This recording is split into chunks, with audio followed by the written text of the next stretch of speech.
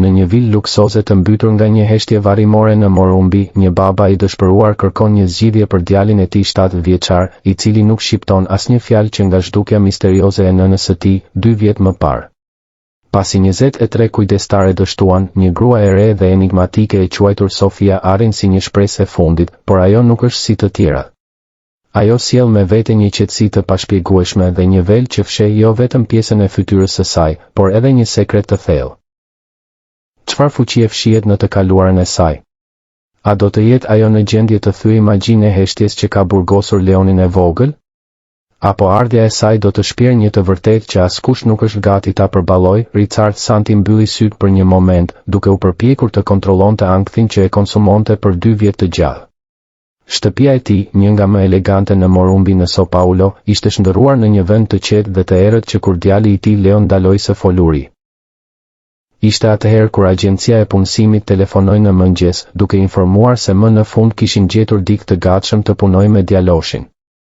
Richard nxori një frym të thellë, duke e ditur që kjo do të ishte një tjetër tentim e destinuar për dështim, si të gjitha 23 profesionistët e tjera që kishin hequr dorë nga djali i tij. Zoti Santi, tha zëri i butë femëror në telefon. Emri im është Sofia Rojas. Do të doja të flisja për vendin e lirë të kujdestares. Zonja Rojas, duhet të jemi sinqert me ju. Djali im është 7 vjeç dhe nuk shqipton asnjë fjalë për 2 vjet. Kemi provuar tashmë gjithçka. Që nga psikologët më të mirë deri te terapeutë të specializuar, asgjë nuk funksionoi. E kuptoj situatën, zotëri. Kam përvojë me fëmijë në situata të vështira. Kur mund të takohemi? Richard hezitoi. Kishte diçka në zërin e asaj gruaje që e qetësoi. Një qetësi që ai nuk e ndjente për shumë kohë. Mund të vini pasdite në orën 3. Përsosur. Thjesht duhet të përmend një kusht paksa të pazakonë. Unë përdor një vel që mbulon pjesën e fytyrës sime për shkak të një lëndë të lindur që më shkakton siklet. Shpresoj të mos jetë problem. Richard e gjoj të çuditshme, por dëshpërimi i tij ishte më i madh se çdo shqetësim estetik. Sigurisht, pa problem. Do t'ju pres. Atë pasdite, kur zileja ra, Richard zbriti shkallët prej mermerit të vilës së tij. Zonja Carmen, kujdestarja që punonte me familjen për 15 vjet, hapi derën kryesore. Duhet të jetë kujdestarja e re, mërmëriti gruaja më e moshuar, duke vëzhguar vajzën që qëndronte në hyrje. Sofia Rojas dukej të kishte rreth 28 vjet. Flokët e saj kafe ishin të mbërthyer në një kokë të zgjedhur dhe vërtet viste një vel të hollë që mbulonte anën e djathtë të fytyrës së saj. Viste një uniform të thjeshtë, por të papërshkueshme, dhe mbante vetëm një valixhe të vogël të konsumuar. Mirdita, zotëri Santi, tha ajo duke shtrirë dorën.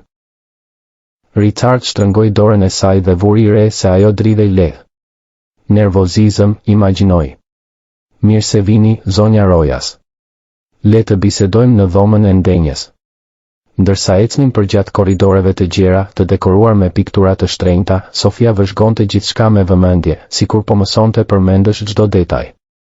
Leo është në dhomën e tij, pyeti ajo papritur. Richard ndaloi dhe e shikoi atë. Si e dini emrin e birit tim? Nuk e përmenda në telefon.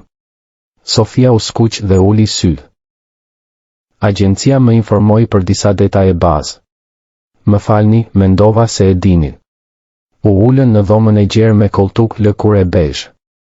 Richard vuri re se Sofia e mbante kokën paksa të kthyer, gjithmonë duke fshehur anën e djathtë të fytyrës. Zonja Rojas, duhet të kuptoni rëndësinë e situatës. Leo ishte një djalë normal, i gjerë, i gëzuar. Pasi nëna e tij pasi ajo u largua, ai thjesht ndaloi së foluri. Nuk nxjerr asnjë zë. Nuk ndërvepron, nuk luhet. Çfarë ndodhi me gruan tuaj? Pyeti Sofia butësisht. Richard ndjeu kraharorin të shtrëngoi. Edhe pas 2 vjetësh të fliste për Isabel e shkatëronte. Isabel na la pas një mosmarrëveshjeje të tmerrshme. Kishim probleme serioze dhe ajo vendosi që do të ishte më mirë të largohej. Leo e pa sherrin ton të fundit dhe që atëherë. Sofia pranoi, dukej se e kuptonte dhimbjen e atij njeriu. Ku është ajo tani? Nuk e di. Thjesht u zhduk. La një letër duke thënë se ishte më mirë për të gjithë, veçanërisht për Leon. Dhe ju e besoni këtë? Pyetja e zuri Richardin befas. Ishte shumë e drejt për dikë që sapo kishte takuar. U përpoqa ta gjeja në fillim. Puna detektiv privat, por duket se u zhduk plotësisht. Ndoshta u largua nga qyteti, nga shteti, nuk e di. Sofia qëndroi në heshtje për disa momente, dukej se po përpunonte informacionin. Do të doja të njihja Leon tani, tha ajo më në fund. Duhet t'ju paralajmëroj se ka shumë të ngjarë të mos reagoj. Mund edhe të fshihet. E bën këtë me të gjithë të huaj. Le të provojmë. Richard e çoi Sofin përgjatë korridorit në katin e dytë. Muret ishin të dekoruara me foto familjare, por Sofia vuri re se të gjitha fotografitë me Isabel ishin hequr, duke lënë vetëm hapësira boshe midis kornizave. Leo. Richard trokiti lehtë në derë. Ka dikë këtu që do të donte të njoh. Heshtje totale. Ai është aty brenda, përshpëriti Richard. Është gjithmonë aty. Del vetëm për të ngrënë dhe akoma me ngurim. A mund të hyj vetëm, kërkoi Sofia. Nuk e di nëse është ide e mirë. Ju lutem, vetëm për disa minuta. Richard hezitoi, por më në fund pranoi. Sofia e ktheu dorëzën ngadalë dhe hyri në dhomë. Ambiente ishte tipike e një djaloshi 7 vjeçar. Lodra të përndara, një krevat me çarçaf të Spidermanit, rafta plot me libra fëmijësh, por kishte diçka melankolike në ajër, sikur gëzimi të ishte thithur nga ai hapësirë. Leo ishte ulur në një cep të dhomës, mbështetur në mur, duke përqafuar një arush të vjetër plushi. Flokët e tij kafe binin mbi syt dhe viste një pidhama blu deti. Kur e pa Sofin, vetëm e vëzhgoi pa asnjë shprehje. Përshëndetje, Leo, tha ajo butësisht, duke u ulur në dysheme në një distancë respektuese. Emri im është Sofia. Djaloshi vazhdoi palvizshëm, por Sofia vuri re se ai e studioi atë me vëmendje, veçanërisht velin që mbulonte pjesën e fytyrës së saj. Ky është arushi yt, pyeti ajo, duke treguar lodrën që Leo përqafonte. Pa përgjigje. Sofia filloi të këndoj me zë të ulët një melodie të butë, pothuajse një përshpërim. Ishte një këngë ninale e thjesht, por kishte diçka të njohur në të që e bëri Leon ta ngrej kokën lehtë. E njeh këtë këngë, pyeti ajo, duke ndaluar së kënduari. Leo nuk u përgjigj, por vetullat e tij tkurrën lehtë, sikur po përpiqej të kujtonte diçka. Sofia vazhdoi të këndojë ndërsa vëzhgonte dhomën. Sytë e saj u ndalën në një pirg të vogël vizatimesh të fshehura pjesërisht nën krevat. Ishin vizatime fëmijërore, disa me bojra dylli, të tjerë me lapsa me ngjyra. Të pëlqen të vizatosh, pyeti ajo. Kësaj here, Leo pohoi pothuajse të padukshme. Mund të shoh disa nga vizatimet e tua? Leo hezitoi, por më në fund u lëviz ngadalë dhe nxori disa letra nga nën krevat. Sofia ju afrua me kujdes dhe vëzhgoi vizatimet. Ishin figura shkopinish që përfaqësonin një familje, një burr i gjatë, një grua me flokë të gjatë dhe një djalë të vogël. Në disa vizatime, figura e gruas ishte e gërmuar me forcë, sikur Leo të kishte provuar ta fshinte atë. Sofia ndjeu syt lagur, por i kontrolloi lotët. Kjo është familja jote? Pyeti me delikatësi. Leo e shikoi atë dhe, për herë të parë në 2 vjet, bëri një lëvizje pohuese me kokën. Është një familje e bukur, tha Sofia. Të mungon? Djaloshi uli kokën dhe përqafoi arushin më fort. Një lot i heshtur i rëshiti në fytyrën e tij. Sofia zgjati dorën ngadalë, pa e detyruar kontaktin. Leo shikoi dorën e saj, pastaj fytyrën e saj dhe ngadalë zgjati një gisht duke prekur lehtë majën e gishtërinjve të saj. Ishte një moment i shkurtër, por kuptim plot. Do të kujdesem për ty, përshpëriti Sofia. Premtoi. Jashtë dhomës, Richard ngjiste veshin në derë, duke u përpjekur të dëgjonte diçka. Kur Sofia doli, ai e shikoi atë të shqetësuar. Ai më lejoi të qëndroja disa minuta në dhomë. Është një shenjë e mirë. Disa minuta? Kjo është e jashtëzakonshme. Kujdestarja e fundit ai e dëboi në më pak se 30 sekonda. Kur mund të filloj? Nëse dëshironi, mund të filloni edhe nesër. Zonja Carmen do t'ju tregoj dhomën e shërbimit dhe do të shpjegoj rutinën e shtëpisë. Atë natë, Sofia rregulloi rrobat e pakta në dhomën e vogël të katin të tretë. Ishte një ambient i thjeshtë, por i rehatshëm, me një krevat tek, një dollap të vogël dhe një dritare që vej në kopsht. Zonja Carmen doli në derë me peshqir të pastër. Vajz, a mund të bëj një pyetje? Sigurisht. Pse e pranuat të punoni këtu? Kanë kaluar shumë profesioniste të kualifikuar dhe të gjitha kanë hequr dorë. Nuk është për keq, por zoti Richard duhet t'ju ketë treguar për situatën. Sofia palosi një këmish dhe e vendosi në dollap para se të përgjigjej. Kam përvojë me fëmijë të traumatizuar. Besoj se mund të ndihmoj. Ajo lënda në fytyrën tuaj për këtë përdor nivelin? Është diçka shumë personale. Preferoj të mos flas për këtë. Zonja Carmen pohoi duke respektuar kufit e vajzës. Djaloshi zgjohet në orën 7, ha mëngjes në orën 8, por zakonisht ha shumë pak. Pastaj qëndron në dhomë deri në orën e drekës. Do të përpiqem ta ndryshoj atë rutinë pak nga pak, tha Sofia. Sikur të arrinin. Ky djalë më thye zemrën. Më parë ishte aq i gëzuar, i shkathet, fliste kot, bënte mira pyetje për gjithçka. Zonja Carmen, çfarë ndodhi saktësisht me nënën e tij? Kujdestarja shikoi anash sikur friksoi të dëgjoj. Ishte shumë e çuditshme, vajzë. Zonja Isabel ishte një nën e përkushtuar. E donte atë djalë më shumë se jetën e saj. Ajo dhe zoti Richard kishin probleme, kjo është e vërtetë. Por ajo kur nuk do ta braktiste Leon kështu. Çfarë lloj problemesh? Çështje familjare. Gjyshi i djalit, babai i zotit Richard, kur nuk e pëlqeu zonjën Isabel. Thoshte se ajo nuk ishte mjaft e mirë për familjen Santi. Gjithmonë krijonte konflikte, gjithmonë gjej arsye për ta kritikuar. Dhe ku është ky gjysh tani? Ai jeton në një vilë edhe më të madhe se kjo në Alphaville. Është një burr shumë i fuqishëm, pronar i disa kompanive, deri më sot ndërhyn në jetën e zotit Richard. Si ndërhyn?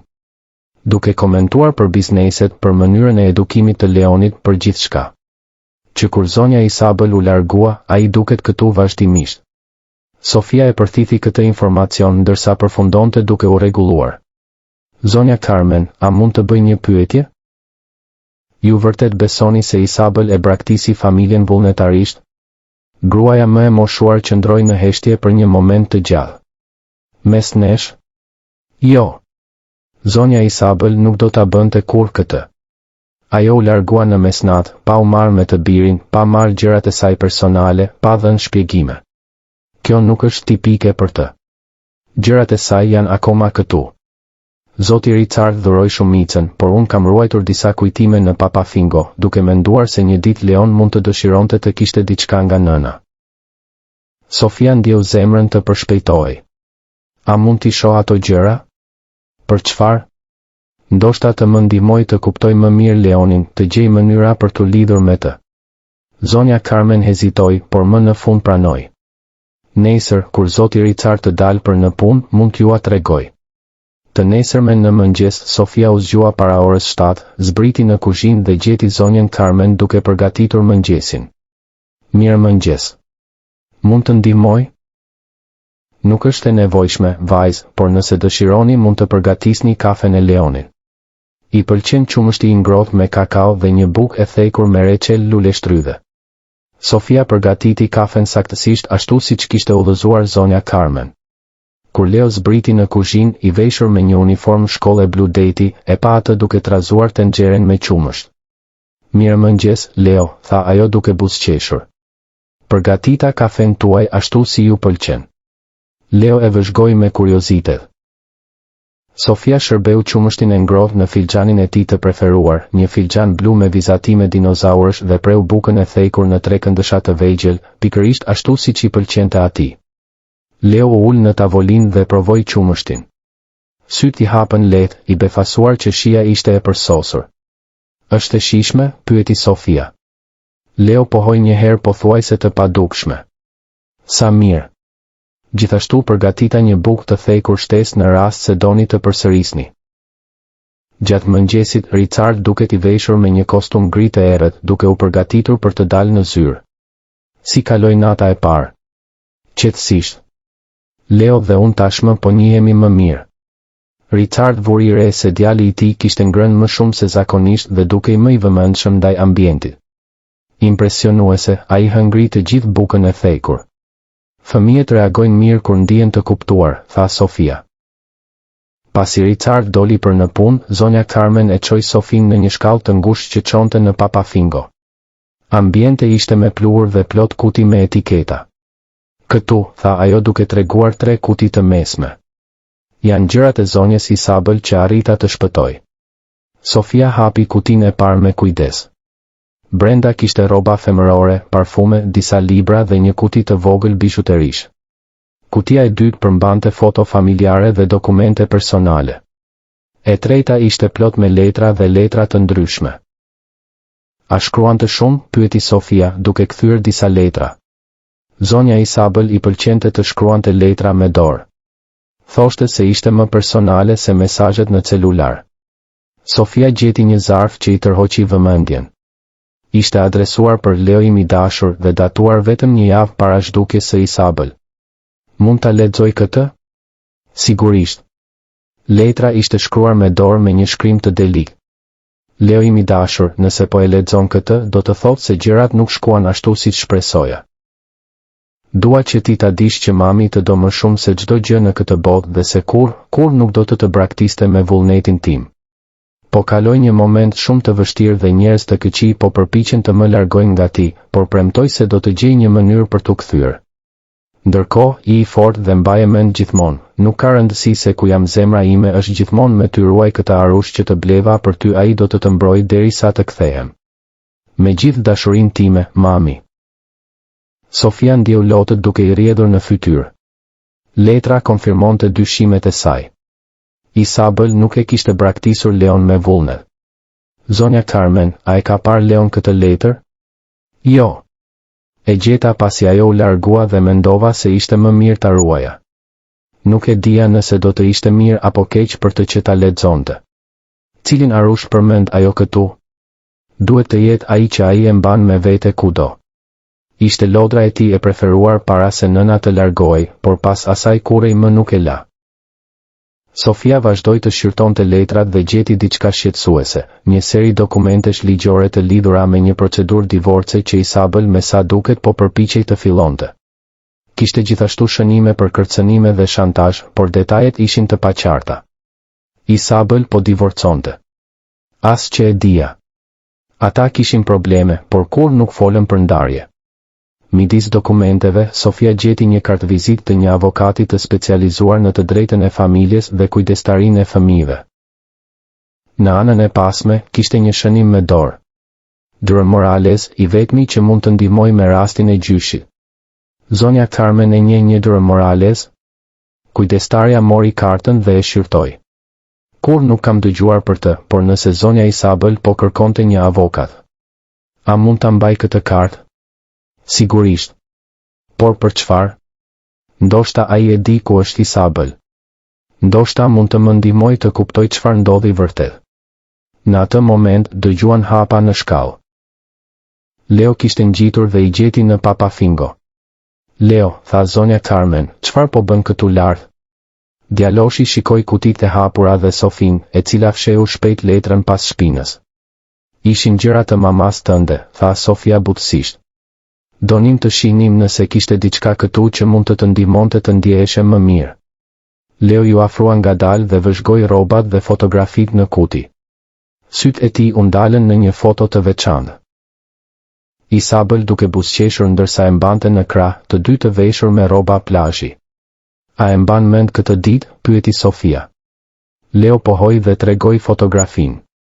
Shkuat në plazh? Një tjetër pohim. Duhet të ketë qenë shumë argëtues. Leo mori fotografinë me kujdes dhe e përqafoi kundër gjoksit. Dëshiron ta çosh në dhomën tënde? Sugjeroi Sofia. Leo lëvizi kokën poshtë dhe zbriti shkallët duke vrapuar, duke mbajtur fotografinë si një thesar. Ishte një ide e mirë, tha zonja Carmen. Ka kohë që nuk e shoh duke treguar interes për asgjë. Pasdite, ndërsa Leo ishte në dhomë duke parë fotografinë e nënës së tij, Sofia vendosi të telefononte avokatin, kartën e të cilit e kishte gjetur. Zyra e Dura Morales. Mirëdita. Do të doja të flisja me Dura Morales për një rast të lidhur me Isabel Santi. Një moment, ju lutem. Pas disa sekondash, një zë mashkullor u përgjigj. Dura Morales, kush dëshiron të di për Isabel Santi? Emri im është Sofia Rojas. Jam kujdestarja e birit të saj, Leon. Gjeta kartën tuaj midis letrave të saj personale. E kuptoj. Nga po telefononi? Nga rezidenca e familjes Santi. Nuk mund të flas për këtë me telefon. Mund të vini në zyrën time kur? Sot, nëse është e mundur, është urgjent. Mund të vi në orën 4. Përsosur. Rruga Faria Lima, 1247, dhoma 802. Në mëngjesin tjetër, Dura Morales telefonoi herët. Zonja Rojas, arrita të kontaktoj Isabel. Ajo pranon të takohet me ju. Kur? Sot pas dite, nëse është e mundur, por duhet të jetë diskrete. Sebastiano Santi ka njerëz që vëzhgojnë çdo lëvizje të dyshim. Ku? Ka një kafene të vogël në Villa Madalena, rruga Aspicuelta, 314, në orën 3 përsaktësisht. Do të jem aty. Sofia e kaloi mëngjesin duke vëzhguar Leon gjatë mëngjesit. Ai kishte ngrënë më mirë dhe dukej më pak apatik. Kur Richard doli për në punë, I shpjegoi zonjës Carmen se duhej të zgjidhte çështje personale në qytet. Përsëri, dje dolët gjithashtu. Janë gjëra të lidhura me punën time të mëparshme, çështje burokratike që duhet të zgjidh. Leo do të jetë mirë me mua. Ai ju pëlqen, tashmë e kam vënë re. Dje natë dëgjova se këndonte përshpërimash atë këngëzën që gjithmonë këndon. Është hera e parë që bën ndonjë zë që kur nëna u largua. Sofia buzëqeshi. Ishte një përparim I vogël, por kuptim plodh. Kafeneja në Villa Madalena ishte një vend I vogël dhe I ngrohtë, I frekuentuar kryesisht nga student dhe artist lokal. Sofia mbërriti pikërisht në orën 3 dhe kërkoi një grua që të përputhej me përshkrimin që Dura Morales I kishte dhënë.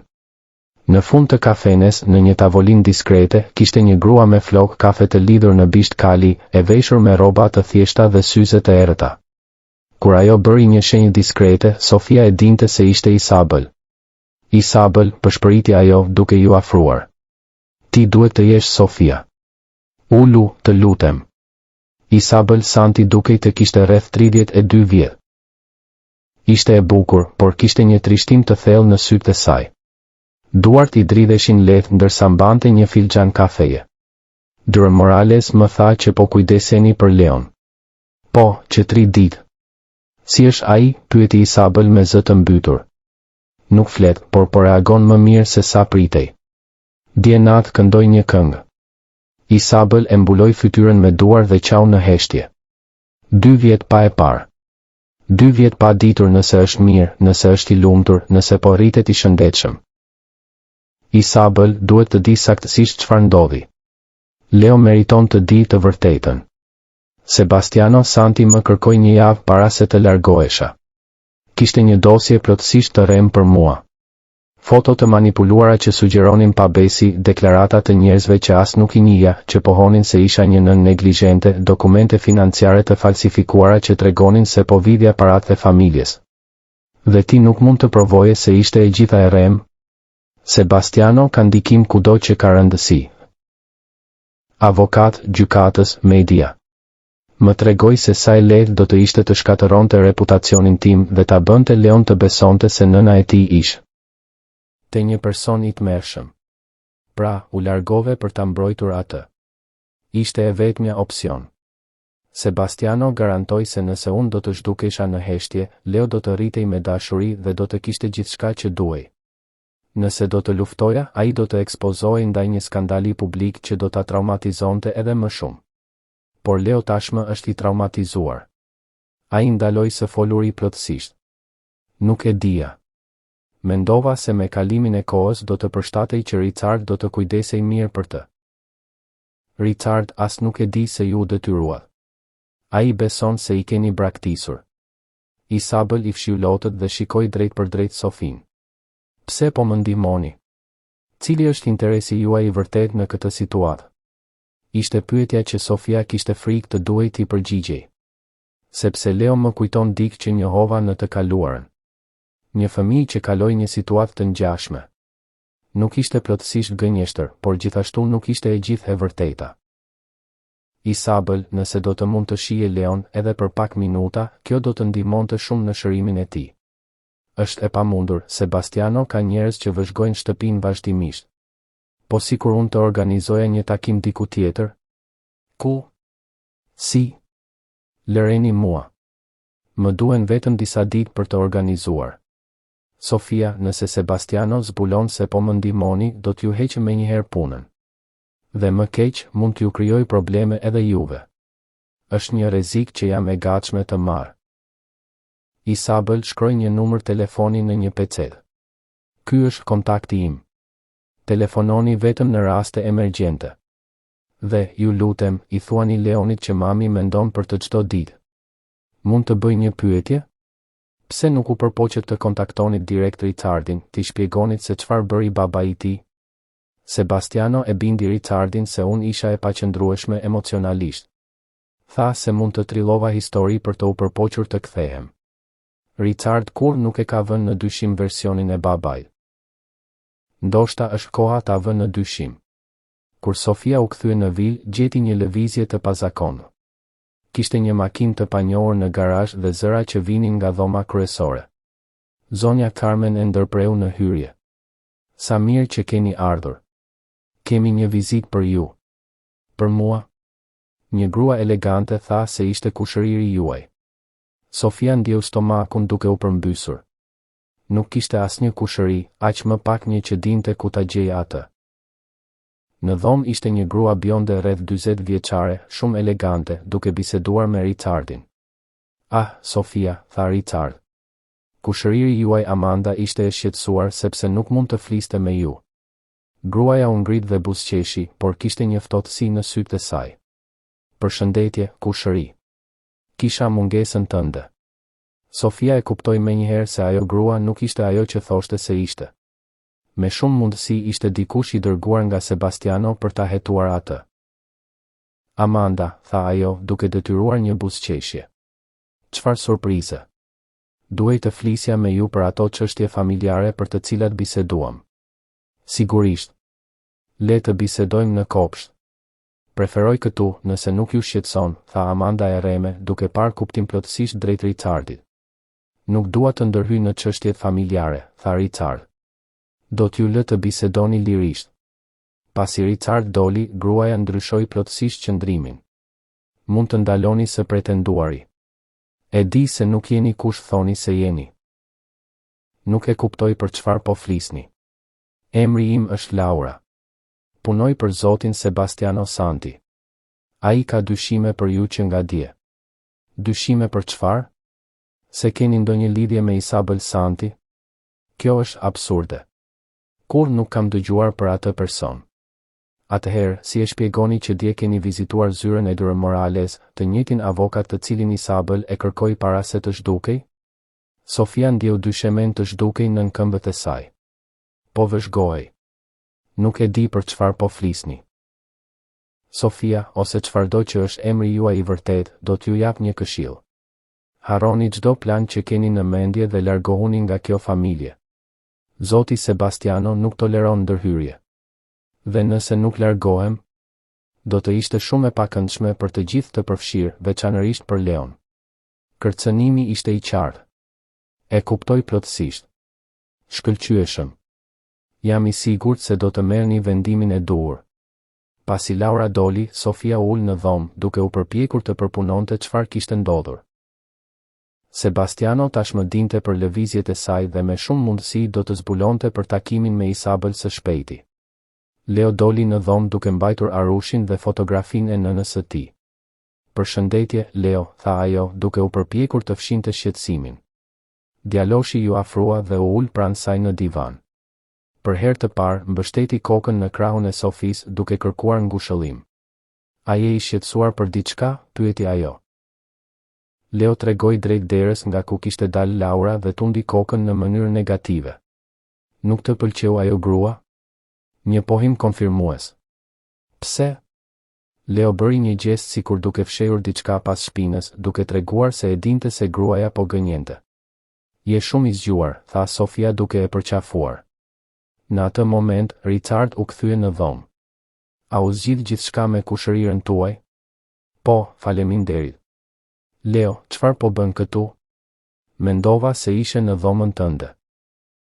Djaloshi shikoi Sofin dhe pastaj babajn e tij.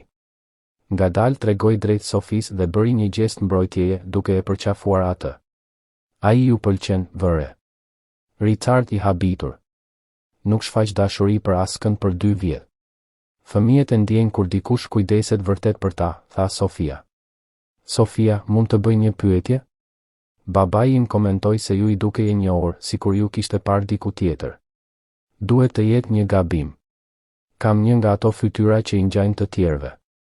Ndoshta. Por ai ka një kujtim të shkëlqyeshëm për fytyrat. Atë natë, Sofia mori një vendim të rrezikshëm. I telefoni Isabëlit duke përdorur telefonin e kuzhinës kur të gjithë ishin duke fjetur. Isabël, jam unë, Sofia. Ndodhi diçka?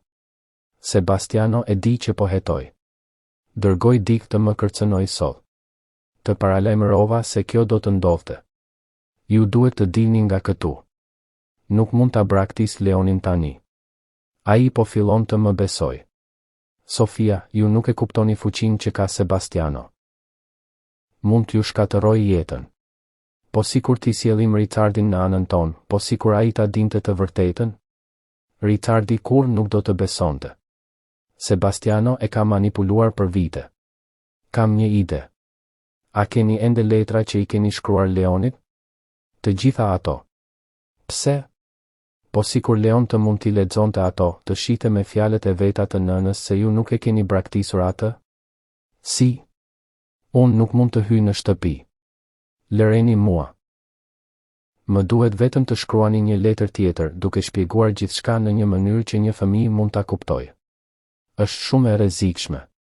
Leo duhet të di të vërtetën. Është e vetmja mënyrë për ta shëruar plotësisht.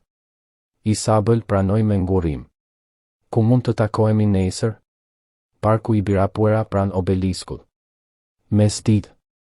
Do të jem aty. Të nesërmen, Sofia u zgjua me një plan të përcaktuar. Gjatë mëngjesit vuri re se Leo ishte më komunikues, duke u përgjigjur me gjeste pyetjeve të saj dhe madje duke buzëqeshur kur ajo këndoi këngën e zakonshme. Leo është ndryshe, komentoi Richard. Më i pranishëm. Koha dhe durimi po funksionojnë. Babai im dëshiron të bisedoj me ju pasdite, tha Richard. Thot se ka disa pyetje për metodat tuaja të punës. Sofia ndjeu një shtrëngim në gjoks, por mbajti kompozitën. Sigurisht, pa problem. Në orën 11:30, ajo doli duke thënë se duhej të blinte disa materiale edukative për Leon. Në parkun i Birapuera gjeti Isabel të ulur në një stol pran obeliskut, të veshur me rroba diskrete dhe syze të errëta. Solla letrën, tha Isabel duke i dorëzuar një zarf. Çfarë shkruat? Të vërtetën e përshtatur për moshën e tij. I shpjegova se u detyrova të largohem, se gjithmonë e kam dashur dhe se po përpiqem të gjej një mënyrë për t'u kthyer. Përsosur, Isabel. Duhet të them diçka. Emri im nuk është vërtet Sofia Rojas. Isabel e shikoi të befasuar. Si bëhet? Emri im i vërtet është Sofia Isabel Rojas. Isabel është emri im i dytë, i zgjedhur në nder tënde. Në nderin tim? Nuk e kuptoj. Jam kushëriri juaj, bia e tezes Helena, motrës së nënës suaj. Më njoft kur isha e vogël, para se të martoheshe me Richardin. Isabel u trondit. Sofia, bia e tezes Helena, por ti ishe një fëmijë kur u takuam për herë të fundit. Isha 15 vjeç. Ti ishe shtatzën me Leon dhe më the se do të isha nëna e fëmijës. Zoti im, kjo është arsyeja pse zëri juaj më duke i njohur. Por si? Kur e mësova përmes tezes Helena se ju kishit zhdukur dhe se Leon kishte probleme, vendosa të hetoj. Arrita të gjej punën e kujdestares duke përdorur një identitet të rem. Veli që përdor është për të fshehur një çik që mund të më identifikonte. A ju kujtohet se pësova një aksident kur isha adoleshente? Djegia në fytyrë. Sigurisht që më kujtohet. Nëna juaj u dëshpërua. Pikërisht. Nëse Sebastiano ose Richard do të më njihnin si kushërirën tuaj, plani im për të ndihmuar Leonin do të dështonte. Isabel e përqafoi Sofin me forcë. Nuk mund të besoj se keni rrezikuar kaq shumë për të na ndihmuar. Leo është nipi im, edhe pse ai nuk e di. Premtova të kujdeseja për të kur më kërkove të jem nëna e tij. Tani e kuptoj pse ai u lidh me ju kaq shpejt. Duhet të ketë një orë diçka të njohur, edhe në mënyrë të pandërgjegjshme. Isabel do ta dorëzoj këtë letër sot, por ju duhet të jeni të përgatitur për çfarë mund të ndodhë më pas. Çfarë do të thoni? Sebastiano tashmë dyshon për mua. Pasi Leo të di të vërtetën, gjërat do të ndërlikohen shpejt. Ndoshta do të ishte më mirë që unë thjesht të shfaqem në shtëpi dhe t'i konfrontoj të gjithë me të vërtetën. Jo, Sebastiano ka shumë fuqi. Mund të shndërroj lehtësisht praninë tuaj në pushtim të banesës ose diçka më keq. Duhet të jemi më strategjike. Çfarë sugjeroni? Do t'i tregoj letrën Leonit. Nëse ai reagon siç pres, do të bind Richardin të dëgjojë të vërtetën. Me Richardin në anën tonë, mund të përballim Sebastianon në kushte të barabarta. Dhe nëse Richardi nuk beson, atëherë do të duhet të mendojmë për një strategji tjetër. Kthyer në vil, Sofia gjeti Leon duke luajtur vetëm në kopsht. Ishte një skenë e pazakont, pasi zakonisht qëndronte i mbyllur në dhomë. Përshëndetje, Leo, sa mirë të shoh këtu jashtë. Djaloshi pohoi dhe tregoi lulëzimet që po çelin. Janë të bukura, apo jo? Nëna jote i pëlqente kopshtet. Leo e shikoi me intensitet dhe bëri një gjest sikur duke mbjell. A mbillte lule me ty? Një tjetër pohim pozitiv, i ndjekur nga një buzëqeshje nostalgjike. Leo, a mund të tregoj diçka shumë të rëndësishme? Djaloshi e shikoi me kuriozitet. Sofia nxori zarfën nga xhepi dhe u ul në stolin e kopshtit pranë Leonit. Kjo është një letër shumë e veçantë. Leo vëzhgoi zarfën me interes. Është nga mami juaj. Sytë e Leonit u zgërdhan. Ai preku zarfën delikatisht, sikur të ishte diçka e shenjtë. Ajo shkroi për ju, por nuk mund ta dorëzonte personalisht. Dëshiron të lexoj? Leo lëvizi kokën poshtë duke përqafuar Arushin me forcë. Sofia hapi zarfën dhe filloi të lexonte. Leo im i dashur, nëse po e dëgjon këtë letër, do të thotë se dikush shumë i veçantë po kujdeset për ty mami, do që ti ta dish se kur nuk desha të largohesha. Njerëz të këqij më detyruan të largohem për t'u mbrojtur nga gjërat e këqija që ata donin të bënin. Çdo ditë mendoj për ty, çdo ditë kujtoj buzëqeshjen tënde, lojrat tona në kopsht, historitë që të tregoja para gjumit. Zemra ime është thyer larg teje. Por unë e dija se një ditë dikush i veçantë do të vinte për të ndihmuar. Arushi që ke ishte dhurata ime për ty, në mënyrë që të dije se mami është gjithmonë afër, edhe kur nuk mund të jetë. Sa herë që e përqafon, është sikur të përqafosh zemrën time. Leo, ti je më i rëndësishmi në jetën time. Unë jam mami juaj dhe gjithmonë do të jem. Nuk ka rëndësi se ku jam, kur mos lejo që askush të thotë se nuk të dua ose se zgjodha të largohem. Unë po punoj shumë për të gjetur një mënyrë për t'u kthyer tek ti deri atëherë, i fortë, i guximshëm dhe mbaje mend, mami të do pafundësisht me gjithë dashurinë time. Mami Isabel. Ndërsa Sofia lexonte, Leo filloi të qante në heshtje. Kur ajo përfundoi, ai po qiste duke përqafuar Arushin kundër gjoksit. Mami, përshpëriti ai aq ulët sa Sofia pothuajse nuk e dëgjoi. Çfarë the, Leo? Mami, e përsëriti ai pak më lart. Ishte fjala e parë që shqiptonte në 2 vjet. Po, është nga mami juaj. Ajo ju do shumë. Ku mami? Pyeti Leo me vështirësi, sikur po rillëmonte të fliste. Ajo është në një vend larg këtu, por po përpiqet të kthehet. Ajo u largua sepse njerëz të këqij e detyruan, por ajo nuk donte të largohej. Leo e përqafoi Sofin me forcë. Një mamin? Ishte momenti i së vërtetës. Sofia mori frym thellë. Po, Leo. E njoh mamin tuaj. Në fakt, unë jam nëna juaj. Ishe shumë i vogël kur unë njoham, kështu që nuk mban mend. Nën? Po pikërisht.